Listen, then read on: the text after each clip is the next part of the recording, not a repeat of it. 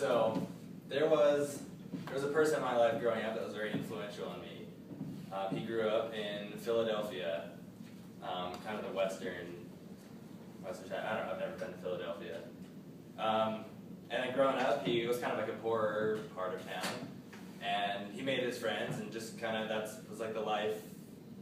That's what you do. You just like hang out in the streets, and you grew up on the playground quite a bit. And all the other kids he grew up with, they took their own path, and he kind of didn't like the path that they were going, and they were bossing people around, and they were causing trouble like everywhere. And so he confronted him one day and got in a fight. And he was living with his mom, and his mom got so scared that she actually sent him away out of there to live with his aunt and uncle in Bel Air.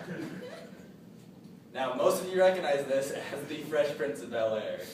I was going to try to say that happened to me, but that is too cool. That happened to me.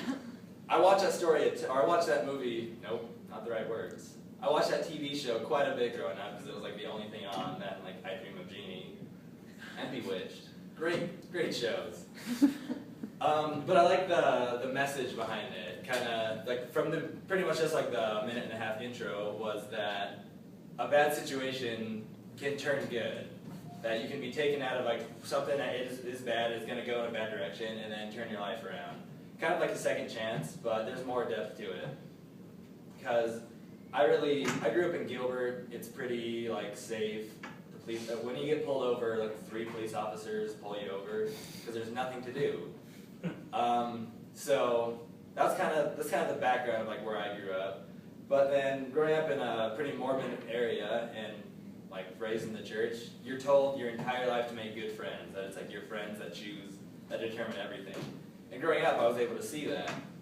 And then I had one best friend that we'd see each other off and on, and it was a good time. Like we were just best friends. We carpooled together. It was wonderful. And then I made friends in junior high, or probably from 6th grade up to junior high. And that's about the time when life you decide like which way you're gonna go. Even from junior high, like people, yeah, they can go down like bad roads. And they started smoking, and then they started like, they would take cigarette butts out of what do they call it, a refill station. Gosh, it's gross. And they'd like relight them to smoke. And I was like, this is the worst. I do not want to be a part of this. And but I didn't do anything about it. Like I never did that, but I was with them. And all the way up through like 8th grade. And then one day, I didn't hang out with them for like 3 weeks. I just didn't really do anything. I was probably playing the computer at home. And then my friend was like, hey, come to my birthday party. So I was like, all right, I'll do that. That sounds like a great time. Because they were still my best friends. It was like 4 guys. It was Louie's birthday party.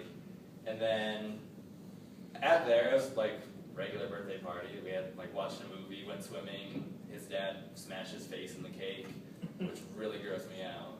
He was like, I don't know, I just don't want to eat that cake. I just really like cake.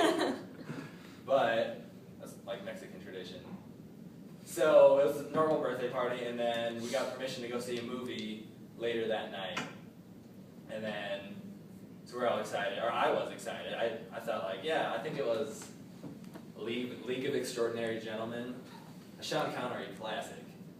So I was really excited to see this. I didn't have to pay for a movie. I got to go hang out with my friends. And then when we got there, his dad like piled all 6 of us out.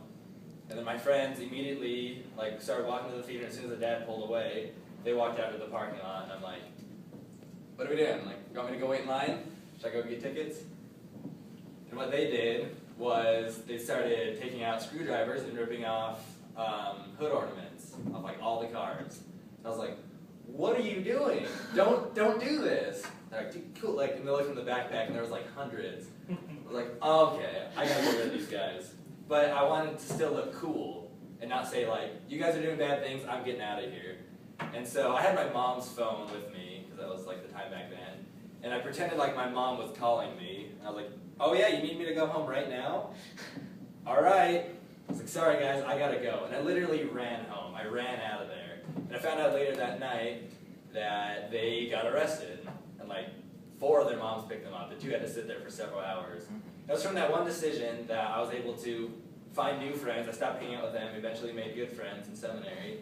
And I was able to change my life around, because I likely would have gone down the same path they did had I not.